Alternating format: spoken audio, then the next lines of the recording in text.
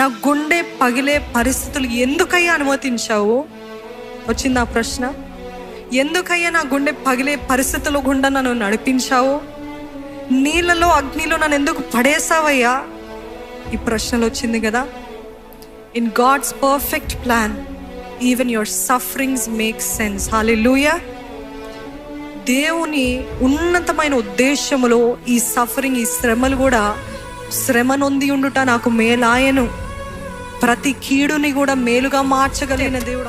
ప్రతి శ్రమ దేవునికి తెలుసు, ప్రతి బాధ తెలుసు, ప్రతి సంతోషకరమైన సందర్భము తెలుసు. ఇవన్నీ కూడా దేవుని చేతనే ఆర్డర్ చేయబడ్డది. ప్రతి స్టెప్.